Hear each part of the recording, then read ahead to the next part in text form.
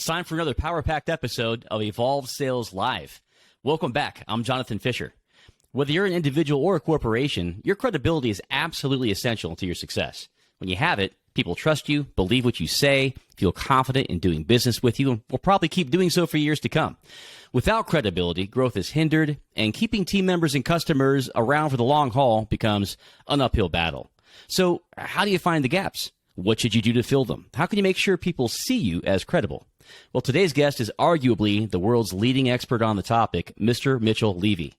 Mitchell has headed up major corporations. He's personally founded 20 Silicon Valley-based companies. He's authored multiple international best-selling books. He's a 2-time TEDx speaker, and he's the creator of Credibility Nation, a membership community dedicated to helping professionals on the credibility journey live, learn, and surround themselves with people of like mind.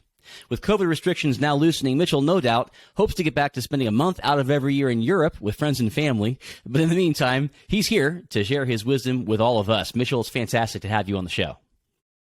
Man, that was a beautiful intro. Thank you. It's great to be here. I appreciate it.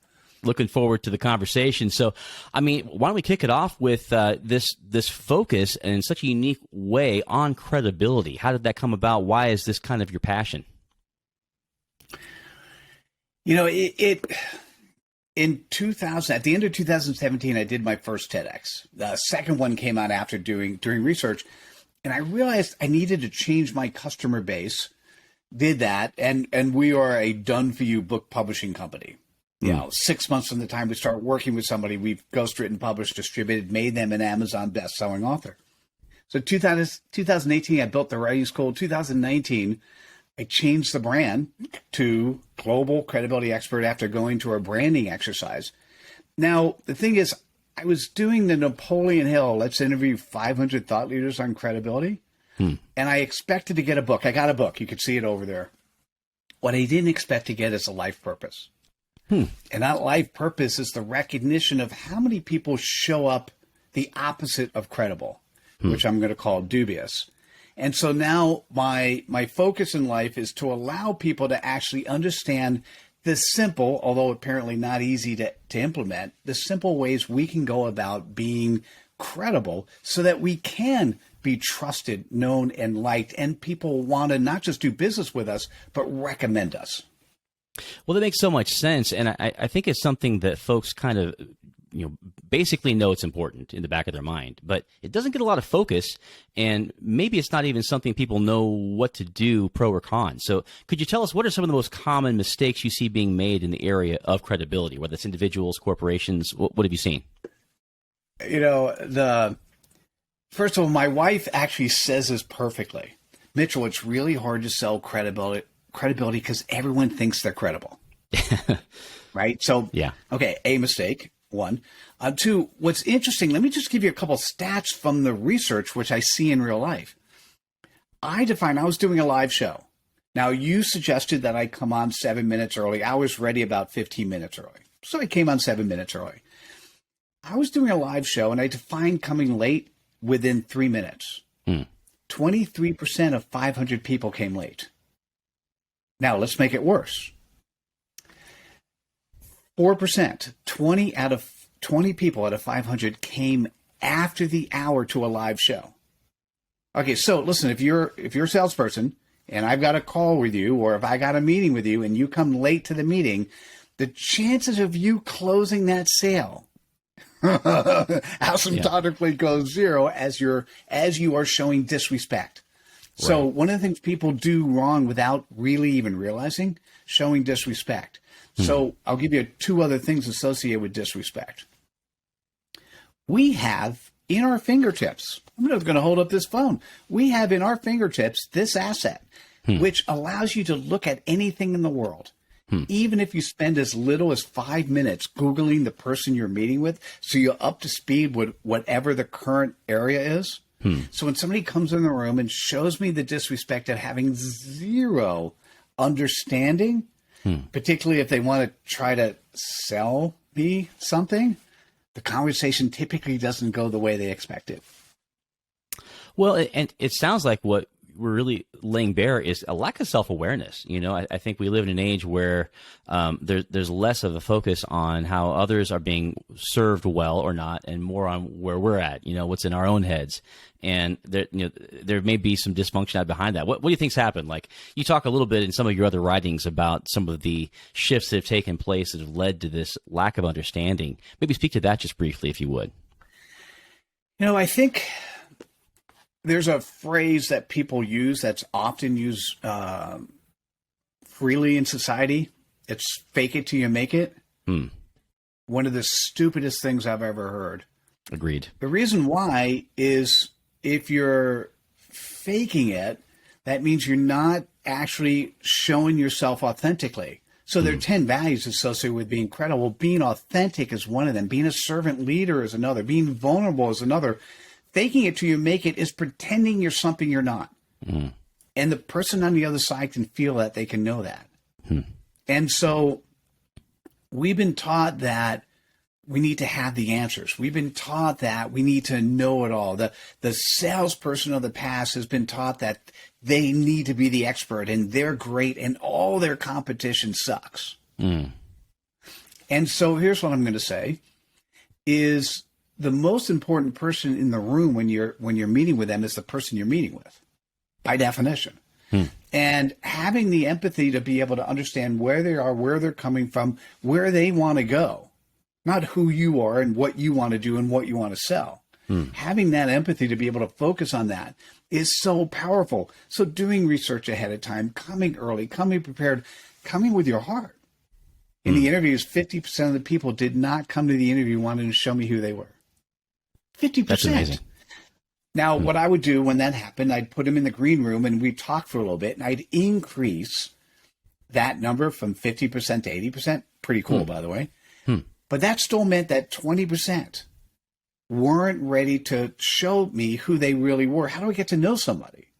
Right? In today's world, if you want to encourage me to move from one place to another, and that one place is where I am now to where I'm going to be after having purchased your product or service, you need to actually understand me. You need to be able to empathize with me. I need to be able to trust you. I need to be able to see you as someone who cares about my best interest, not your best interest. And so it turns out all the things I'm saying are elements of just living, breathing, acting, being you, being credible. And I'll summarize with a very simple statement. For many of us, we had a mom or a grandma who taught us how to live life. It's that book, Everything You Want to Know You Learned in Kindergarten. Yeah. And then somehow we entered this corporate world, and we got all that banged out of us. Sometimes in a school world, we got that banged out of us. Try to bring that back. Be you. Well, and I love what you're saying, because it is a real alternative to folks focusing on their image. And it could be easy to even take some of the things that we might say here today about credibility as though it's merely messaging or just how we're presenting ourselves, where those things can be looked at and tweaked. But it sounds to me what you're saying at the core, Mitchell, is that this is more about authenticity. This is more about being who you really are. And does this tie into kind of what you say when you mentioned that credibility starts with clarity? Is that one of the ways that you mean clarity? Maybe speak to that. Well, it's so funny. I was thinking, where is he going to direct the conversation next? I'm like, that's the right place. Thank you. So, you ever been in this networking group where people stand up and they have 30 seconds to speak, and they go for 2 minutes and they get the cane and get pulled off, and you still don't know who they are, or right. They all say the same thing. They're throwing out all these BS accolades and I still don't know who they are and what they do. Here's what I'm going to say. 98% of the 500 people I interviewed, and now I've done this exercise over 1,000 times, 98% of the people I interact with cannot do something as simple as, in less than 10 words, who do they serve and how best do they serve them? It's kind of simple. Who do they serve? How best do they serve them? So that's having clarity. So let me put it in a different way.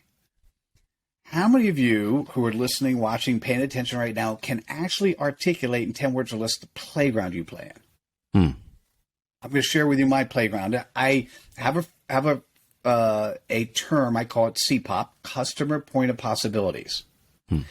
And what a CPOP represents a mechanical way of representing your North Star. Right? That's what a CPOP is. It is your purpose, it's your North Star, it's your vision, it's the playground you play in. So I'm going to share my playground in 4 words. Leaders living their values. That sounds powerful. Now, when you hear that, yeah, well, it's very cool, by the way. And it should be one of my next books. It is now one of my podcasts. But what happens is if you're a leader and you're questioning that, or if you know somebody who's a leader, but they're not quite being who they really need to be, the next logical question is, tell me more. They're giving you permission to then spend another 30 to 60 seconds saying, how do you play in that playground? And if by the way, if what you do is not a playground and you don't have fun, it is absolutely time to find something else to do. Because we only have one life. Yeah. You might as well enjoy what you do. You might as well love what you do. If you love what you do, it shows. The people who are in your presence, they want to hang with you. If you can identify who you are and how you show up, and you authentically have the intent and commitment to do the right thing, and they feel that energy, they want to play with you. They want to play in your playground. Yeah. That makes a lot of sense. And sometimes that's where having a larger career plan in place can be so helpful, right? Because sometimes you just have to grind. Sometimes you're stuck where you may not want to be long term. But if you know that this is a logical means to an end, that can really, really put some fuel in the tank to drive you through that season of your career. So this whole thing about being a lot more clear, actually. So it's that pithy down to, did you say 10 words? That's very, very specific. And yours is 4. So leading by example. So once you have crystal clarity on what you do, how you play in the playground, how you add value in the market. Well, it is a lot about adding value, but you mentioned that that's not really the right way to lead when you're out there in the marketplace, right? Lead with a value proposition.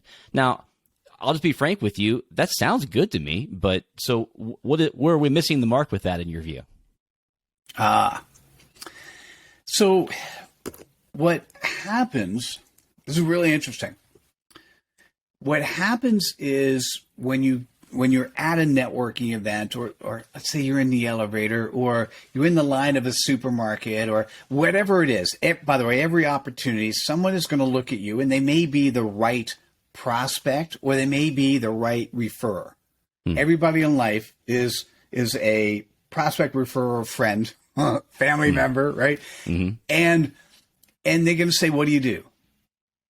Now, the typical response is your value proposition or your elevator pitch. And it starts with one of 2 words, I or we. Now, when people ask you that question, they don't really care what you do. What they care about is, what can you do? What do you do that would be helpful for them or helpful for somebody in their network? Does that make sense? That does make sense. Like, it's not really, generally speaking, it's not necessarily about you. Like, Jonathan, it's not about you. But when you answer that question, I'm like, either do I need your services, or can I recommend you to somebody else? So there are people, so I'm going to say this, if you're a salespeople, a person, there are people who actually have salespeople blockers, sort of like ad blockers on websites. Yeah. And when you start with the word I or we, they immediately turn off and don't hear the next 30 seconds. So the value proposition, the elevator pitch, starts with I or we. So don't start with that. Okay? What you want to start with is, you want to start with your CPOP. You want to start with the playground you play in. And what I often recommend is, if people don't know what the word CPOP is, and there's probably 20 to 50,000 people who know, so my guess is you're going to bump into somebody they don't know customer point of possibilities yet. So what I typically do is I'll say, the types of clients typically attracted to me, or the types of clients typically attracted to our firm. And then I'll say, I'll give it a second break, leaders living their values. So now I've presented an opportunity that's not about me or I or what I do, but rather somebody else, the type of client that typically is attracted to the space I play in. And so they don't put up the guard. They don't put up the salesperson blocker guard. And then they go, that's interesting. I have somebody in my family who's currently leading an organization right today, and I don't think she or he is getting the following that they want to. And I see a different person when she's in the organization or when he's in the organization versus the person I see in the family time or friend time. Mitchell, tell me more because I might want to recommend you. Yeah. Then I could give my value proposition. Right.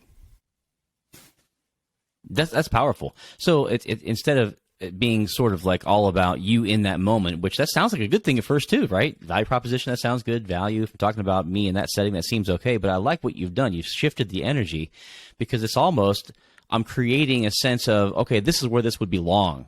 So you're almost already assuming that there's going to be the possibility for a referral or for a conversation about doing business, or maybe just an interesting conversation with a friend, as you say. But I really love that positioning. I'm going to say what's really appropriate when you meet somebody, and the best attitude you can possibly ever have is you're meeting somebody and your goal is either friendship or referral. You never think about that person you're meeting as someone who you're going to close business with. And if you could walk into every conversation meaning that you can as quickly and efficiently as possible give them enough information that if they run across somebody who's a referral, they will refer them. And by the way, here's something that's interesting. At some point in time, they may refer themselves. Yeah, I like that. Do you feel like that lowers the guard a little bit? Like they're looking at this third party, kind of a dynamic? Well, see, because you're not selling. You're just living. If you're living your values and your values are associated with the playground you play in and you love what you do, you're preparing the person to be able to recommend you to others. Right. And at some point they say, I know I could recommend other people to this, but what would it mean for me? Well, this also loops us right back to the whole clarity piece too, because so many in the space of whether sales, business development, or even company founders themselves haven't done the homework on who is my ideal client profile, or ICP. That's the language, right? That's a powerful exercise to do. So many have still not done that. But if you do this work, you're going to accidentally do a little bit of that work too, aren't you? Because you have to have clarity on your ideal client in order to even present yourself in the way that you're recommending here. That's pretty powerful. And then what often happens, and this is where it gets really fascinating. Somebody says to me, "Oh, Mitchell, I've got like 5 or 6 or 7 different clients," right? And so when they talk about, the CPOP is who you serve, what's the audience, and then what is either the pain point you address or the pleasure point you deliver, right? It could be the purpose point you lead to. So a lot of times people might spend 10 or 15 words trying to identify the audience. Well, by the time you've done that, you've already lost your audience, right? And so what often happens is if you think about elevating it to the highest level you can. So we're talking about executive coaches. It's typically CEOs or board of directors. If you're talking about regular coaches, it could be VPs, or for somebody who's working with new hires, and their new hires are typically managers, newly hired managers who want to learn how to lead would be a great CPOP for that person, right? So it really comes down to articulating your playground in a way that the person who's listening to you can immediately remember it because it's short and it's shareable. And then it's one of those things that when they run across somebody, assuming they still like you after the conversation, they run across somebody who makes sense. They'll say, "Oh, let me recommend you to Jonathan Fisher." That's really good stuff. So, you deal with this issue with clients every single day, day in and out, both corporations and individuals. And we have a mix on the call listening today in our audience. When you're going through, so first of all, so we to kind of recap a little bit, some of the main gaps in terms of credibility that I'm remembering just from our conversations. thinking we already have credibility. So the assumption there's not a gap, that's a huge problem. Maybe not having that empathetic piece. You know, we're making it a little bit more about what we're about and not putting ourselves in that position of the other person that we're serving. That lack of clarity as to where we really do offer the most value, and having a great way to talk about it that makes it about that prospective person we can serve or company we can serve. Those are a few that you mentioned. There's a tactical side, I'm sure, here too, though, right? Maybe I have some good clarity in all of those things. Maybe I don't. But if we assume I have that homework done, what are some tactical errors that are avoidable? Like, you know, we're talking LinkedIn profiles, messaging, and like our marketing pieces, even how we script out or lay out our sales processes. Give us some nuts and bolts on that, if you would, Mitchell. It's really, at some point in time, this will fix itself, but it's so broken today. So what I'm going to say is we all have these amazing marketing cookie cutter approaches that we follow. And just because other people have used it and it works doesn't mean it's the right thing to you, because what happens is it takes you away from you being authentic, takes you away from you having integrity. In many cases, it takes you away from actually having the intent and commitment to do the right thing. You're not a servant leader if you're following somebody else's approach that you don't agree with, but that's what marketing says you should do. So if you have this CPOP and you show up, let's say you're one of those people. I'm going to use car salespeople for a second, because it has such a negative impression. Or lawyers trying to sell legal service, or insurance. You're trying to sell insurance, right? All industries, unfortunately, with bad karma, bad focus, because there are so many people who do it poorly. Yeah. The people who do it really well, they're people who show up authentically. They're people who show up with the best interest of their prospect in mind. Now, that's when you show up synchronously, whether it's physically in person or you're coming online. In the business space, before somebody ever talks to you, they may hear your name, they may hear your company, they're going to Google it first, and they're going to see how you show up asynchronously. And in many cases, what shows up asynchronously is all this marketing cookie cutter stuff that has no way. It doesn't represent your CPOP. It doesn't represent you. There's nothing that's inviting to allow you to come in. And so the ability for you to be able to, once you know that playground you play in, once you have that CPOP that you could, and we have a short course that you could take with a number of different, you get access to it in a number of different ways. We have a short course that once you have that set of lenses, you're going to look at how you show up asynchronously and you go, oh my God, I can't believe I said that.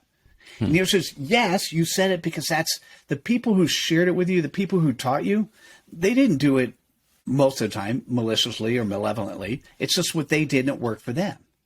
But when you have a playground you play in, you can so easily tell how best to show people so they could see you.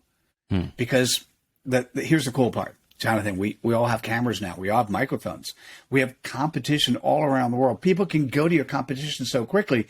And what you want to do is you want that relationship, them actually truly knowing who you are, getting comfortable with you and wanting to do business with you because you are really you, that authentic, that beautiful, that curious, that empathetic, that person who, and that company who cares about their clients. They're going to want to do business with you. And what you need to do is be able to demonstrate that both synchronously and asynchronously. And the biggest mistake, like for instance, I'll give you a quick example. There's a term I use called cred. Yeah. Cred is the stuff that you do that hurts your credibility, but hurts it just a little bit. Okay. And what I'm going to say is, think about when you go to the dentist and you have plaque on your teeth. You're not guaranteed a cavity. But the more plaque on your teeth, the better chances are you are going to have a cavity. The more cred you have, the better chances are that you're going to lose your credibility. So for me, you know, as one of the things I do as a publisher is when I look at other publishers' website, I look at how the page shows up, how it looks. I look to see if there's massive misspellings. Kind of as a publisher, I don't expect that, because if they do that for themselves, won't they do that for them? I look at the copyright at the bottom of the page. And sometimes it's 1, 2, 3, 4, 5 years old. And I know people say, I'm the cobbler's kids, right? That's their way of saying the marketing cookie cutter approach is, I take care of all my clients, but I don't take care of myself. BS. Yeah. Right? You want to show up in such a way that people go, wait, I want to be like you. I want to be served by you. I want to be seen. I want my friends to see me with you. I want to be part of the output that you're going to help create for me. Mm-hmm. So that you've even got a website that it says credcrud.com, right? People can go and learn more about that. I noticed that. One of the things that happened is David Meerman Scott. David's a powerful thought leader in the marketplace, and I was doing one of the interviews with him, and we were in the green room. I think it was afterwards, and I said, David, man, this was great. How do I get more people to know about credibility and the stuff I'm doing? Mm-hmm. And he goes, Mitchell, invent a word. I go, because he invented the word called newsjacking. Oh, okay. You've seen newsjacking. Right. So the book. I picked it up years ago. I'd forgotten. Yeah. And so I immediately said cred dust. He goes, well, no, Mitchell, sometimes for some of my words, it takes me 3-6 months to come up with the words. I said, no, this is from the interviews. Cred dust, I just don't know if it's 1D or 2. So I have cred dust, CREDUST.com, is my word. And it represents you sharing other people's ideas, thoughts, and actions. You're spreading my cred dust right now, Jonathan. Mm-hmm. Right? By having me exposed to your audience, everyone wins. Right? So people are getting exposed to me. Good. The audience is winning because they're getting more information, and you win because you're sharing my thought processes. Right? It's a triple win. I always love that. And what David said, which was interesting, was make sure you don't put copyrights on those words you want to create. Because what ultimately you want to have happen is you want to have them put in a dictionary. So I just created a bunch of words like crud.com and creddust.com that I put it out there, and I have a web page. It looks like a dictionary page. And I actually want a dictionary to go, okay, this is now a word in our vernacular. I love it. So creddust.com, 1D versus credcrud.com. So the two places that our audience can go and dig a little deeper on the topic. So Mitchell, you have a very generous offer, by the way. Some people want to have other ways to put hands and feet on your concepts, and I want to return to that in just a moment. But we do want to have some time for some interaction with our audience here. And some folks I'm still getting questions here about how to clean it up. Maybe it's like, how do we actually clean up things that are amiss in, like, say, your LinkedIn profile? Could you give maybe 2 or 3 points of advice on that? You know, what happens if I stumble upon you on LinkedIn? So it could be because you commented on somebody else and I see the comment and I like it, or it could be I've seen your name somewhere, or I've Googled your name and I just randomly stumble upon you. You've got 3 seconds when I first see your LinkedIn profile to generate enough trust that you could do what you say you can do for me to want to invest a little bit more time to get to know you. Right? So as I'm getting to know you, I then will build upon the trust. And if you do it right, you're going to build upon me liking you as well. Right? So what is that thing that's going to get me? Well, when I first get to that LinkedIn profile, I'm going to see a picture of you. Is it a good picture? Is it current? Is it, does it look clean enough? Or is it a group picture and I can't tell who's you versus somebody else? And then I'm going to look at the background. Is it the LinkedIn profile, the standard default thing? Or is it a background that you created? And then I'm going to look at the tagline. Like, what is it that you say you do? Those are 3 things I'm going to look at in the first 3 seconds. Okay. And a hint to fix, you want a good current picture, certainly something that is within the last 10 years. And if you've either gained weight or lose weight, I want to see the real you today. Okay. Right. I want a picture on the background. And if you do it right, the picture on the background also incorporates your CPOP.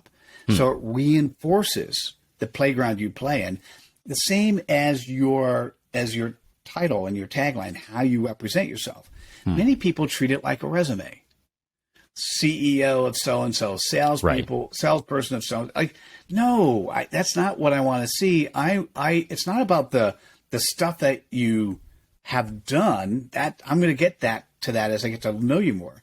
What I want to see is kind of what playground do you play in, and do you reinforce it? Are you one of those people who love what you do and you're passionate about it? And I want to recommend. I always think about, do I want to recommend this person to somebody else? That's good, Jonathan. I'm going to say one thing, and I have to say this. So I had somebody. So I run 3 different podcasts. I had somebody recommended by a PR firm to be on one of my podcasts. I couldn't find them on social media. It was a little bit disturbing. So I set up a call. You and I did this too. I set up a call ahead of time, right? Mm-hmm. Let's do an information call. And he actually gave me his LinkedIn. Then he gave me his Instagram. And I'm going to be polite and just say the word yucky. There were many other things I'd like to say, but so full of like as a human, wow. That person was crazy. I mean, as a human, he was amazingly cool, and I want to share him with the world. Mm-hmm. And how he showed up asynchronously, I couldn't possibly recommend it to anyone else. So at the potential harm of potentially having somebody not like me for life, I actually said that. I said, listen, I feel as a human that you've got all the right stuff. You've been been doing the right things. I really like how you show up, how we're talking right now, synchronously, but I can't recommend you to anyone. He goes, huh?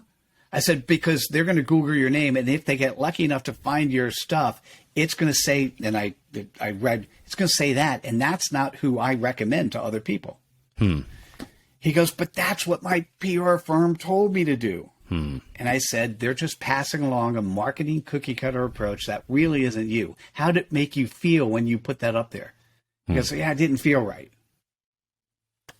There you go. Red flag right there. So you got it, right? It's one of those things that, and I think it's hard because if everyone says jump off the bridge and there's a net to catch you in the bottom, if you could see the net, you might jump, but many people will follow because that's what everyone else is doing. Right. But what credibility really means, the TED Talk I did, it's called We Are Losing Our Humanity. I'm tired of watching it happen. If we did nothing more than act credibly, we will be more humane to each other. It's very simple, but it's not easy to do if you look at the world and even just the U.S. and politics and like we're moving in the direction that's the opposite of credible. Yeah. Unfortunately, we are. But I love your call to credibility based on authenticity and really being a version of yourself that you present in the marketplace as somebody real, somebody that could be referred to others. Thanks so much for all of the insights you've given us. Mitchell, you've got a fantastic offer. I want to let you share that with the audience. You have an amazing experience that, and if people in the audience want to take advantage of that, they can do that at a really steep discount. Tell us about the offer. So we have it's called the Ultimate Credibility Bootcamp. We've done this a number of times, and it is essentially, I'm going to say it's very simple.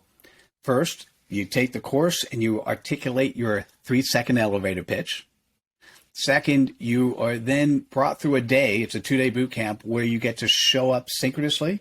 And if I'm going to summarize, we help you present your PhD in the School of Hard Knocks. And then the next day is what do you look for? How do you fix yourself asynchronously? It is $1,297 is the list price. For those who actually show up and go to the main webpage, it's $497. And at least till probably Monday or Tuesday of next week, I can give you a link where it'll be $97 for those people in your audience that want to come. Okay. So come back to the show page. Should I say and it out we're loud? gonna make that. Yeah, we'll make we'll make that link available to everyone that was here today. We'll definitely get that out there and take advantage of that $97 offer for the $1,200 something course. I'm sure it's worth it at every penny. And what a great offer. So, well, Mitchell, thanks so much for being on the show today. What an amazing angle on how to better present ourselves in the marketplace. I do want to thank our sponsor for today's show, as always, Overpass. Overpass is the world's leading platform where at low cost you can get some of the world's best sales professionals hired on very quickly. You can go create your free account at overpass.com. Mitchell Levy, for the whole team here at Overpass and all of our audience, thanks so much for being on the show today. Jonathan, my pleasure. Thank you so much. Take care. Bye now. Bye-bye.